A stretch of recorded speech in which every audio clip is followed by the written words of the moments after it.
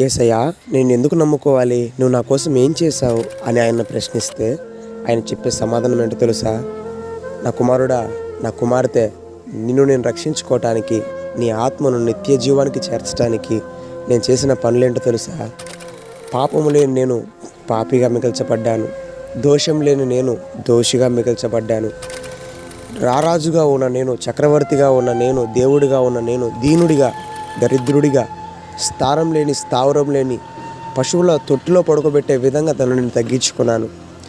నా చేతుల్లో మేకులు కొట్టించుకున్నాను, నా కాళ్ళలో మేకులు కొట్టించుకున్నాను, నా తలలో ముళ్ళ కిరీటం పెట్టించుకున్నాను.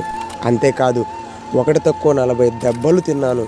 అంతేకాదు, నా జీవితాన్ని సంపూర్తిగా నీ కోసం వెచ్చించి గ్రామాలు తిరిగి నేను సేవ చేశాను.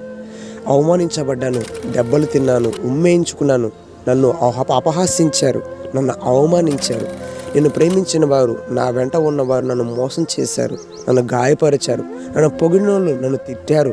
అయినప్పటికీ కూడా ఇవన్నీ కూడా నేను భరించడానికి, ఇవన్నీ కూడా తట్టుకోవటానికి కారణము నేను నిన్ను ప్రేమిస్తున్నాను, నేను నిన్ను మోక్షానికి చేర్చడానికి ఇష్టపడుతున్నాను. కాబట్టే నీ ఎడల ఈ కార్యంలో చేయడానికి ఇష్టపడ్డాను. ఈ మాటలు పెట్టిన ప్రియ సహోదరి సహోదరుడా, యేసుప్రభువు వారు ఇలా అడిగితే ఈ విధమైన సమాధానం ఇస్తాడేమో. ఆయన ప్రేమ ఎంతో గొప్పదండి. మనం ఇంకనూ పాపులమై ఉండగానే ఆయన మన కోసం ప్రాణం పెట్టాడంట. మనము ధనవంతులుగా అవ్వడానికి ఆయన దరిద్రుడయ్యాడంట. ఎంత గొప్ప మాటలు దేవుడు, ఎంత గొప్ప విషయాలు మనకు వివరిస్తా చెప్తున్నాడో చూడండి. అర్థం చేసుకొని ఆయన ప్రేమను పొందుకొని ధన్యులుగా మనం మారదామా?